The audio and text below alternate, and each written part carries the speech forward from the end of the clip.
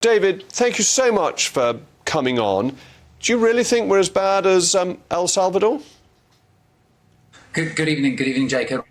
I think in terms of the potential of the laws that have changed, the ones that you mentioned, which concern the regulation of protests and the powers of the police to stop them, and then also arrest and seek prosecutions against the protesters, the scope of those laws are on a par with some of the other countries in those rungs. But obviously there's a very different, from a human rights perspective, in terms of the way that the application of that justice is in England. We have fair courts, we have fair trials. So it is a little bit different to, I think, other countries, but it's certainly a very worrying confirmation, really, because this is not new news as such. We've seen the protests, and we've seen various bodies like Amnesty International and Human Rights Watch already raise concerns, but it is going in the wrong direction. It would be, I think, from a human rights perspective, better to be further up the list, heading down the list.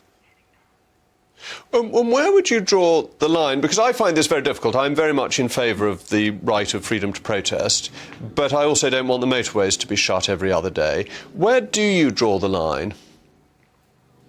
Well, actually, I think, like I said, you've got a very good point. I mean, England's got a very, very proud history of protests that effectively changed history around the world, whether it's slavery or the suffragettes and women's rights, and more recently. But quite rightly, also, you have to balance the rights of people that want to go about their daily business and not be stopped from doing that, with the right to protest. And that is a very difficult balancing act. And these the Civicus recently and other human rights organisations are of the view that England has got it wrong, the Great Britain's got it wrong, and we're going in the wrong direction.